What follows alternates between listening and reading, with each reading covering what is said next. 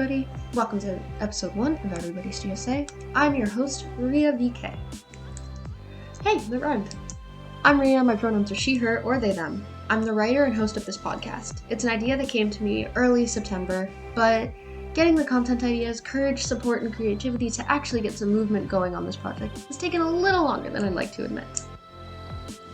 The plan for Everybody's GSA is to release a new update every 2 months. I know that seems like a long time, but we're students as well, remember, and school occupies a lot of our time, as well as sports and helping our own local GSA. So in this episode, to celebrate our podcast starting off, I'm going to talk about where we started versus where we are going now. Now, the LGBTQ movement for rights and acceptance is widely thought to have started with the Stonewall Riots of 1969. However, the first documented LGBTQ group in the USA was started by Henry Gerber, a German immigrant, in 1924. This group, who I couldn't quite find the name of, was the publishers of the first LGBTQ+ interest newsletter. But the group disbanded only a year after they started publishing in 1925. Due to police raids, this group marked the beginning of a fight that would go on for almost a century before marriage rights were even allowed. Next, in 1950, the Medici Foundation was founded. This was founded by Henry Hay and Dean Jennings. It was originally quite small, however it expanded. In the end, both Dean Jennings and Harry Hay were eventually kicked out of the foundations due to their communist beliefs. Yet the magazine, owned by the foundation, continued to run.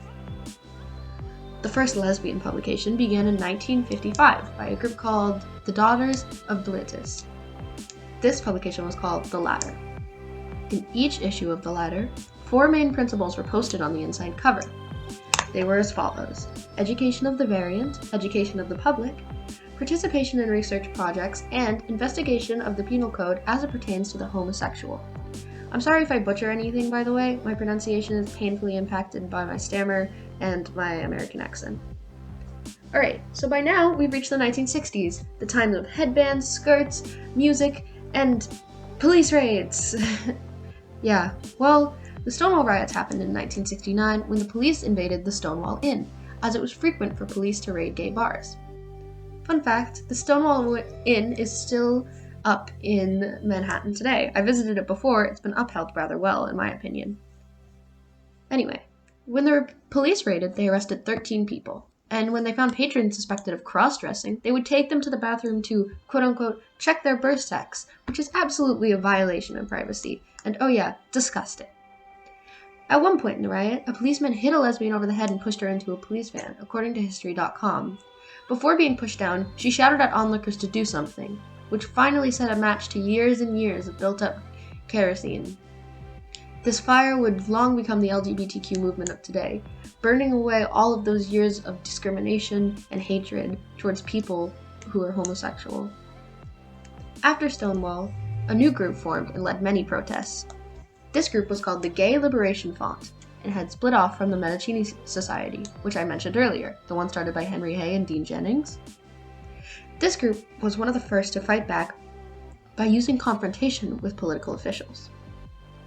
So far, we've covered everything up to the Stonewall Riots, and it's been 56 years or so, and sexuality is now a widespread concept, commonly known and acknowledged by many. However, in our timeline, let's get forward to our next large milestone, shall we? In 2009, Barack Obama signed the Matthew Shepard Act, extending the Anti-Hate Crime Act from 1994. And now the climax.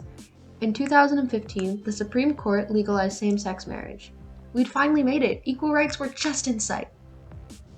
However, prejudice against the LGBTQ+ community is still painfully common. I know you might be thinking, really? After all that work? And yes, sure, we've come a long way. Since police raids and attacks on the street, we can marry with same-sex partners now. We can be whoever we want, or at least that's what they tell us. However, is silently being shamed by people, and sometimes even disowned or alienated, really any better? Last year, a boy in my class said something to me which inspired me to start this project. He'd said many things of the type before, but this one was one that really stuck with me. It's America. Gays aren't really fighting here. It's 2020, for God's sakes. Which isn't quite right. Or is it? Is everybody just making something out of nothing? I don't think so.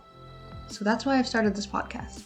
By giving voices, education, and a platform for people to share their stories about homophobia, same-sex marriage, and the like, I hope to show everybody that what the LGBTQ experience in America is, and allow them to form their own opinions. Thank you everybody for listening. This episode was just me talking about the history of the community, but in future episodes we will have other people talking about their own experiences. So catch us in more or less 2 months for our episode Just Pick One, where we'll highlight the struggles of non-binary and bisexual people in the community and their struggle to just pick one. Thank you so much for joining us, and remember there's a Google form in the description if you'd like to add anything or submit your own story to be shared. If you'd like to be interviewed on the podcast, please email me at Riavaughnn. My email and my contact information will be in the description below. Have a great day, and I hope you had fun at everybody's GSA. Stay safe.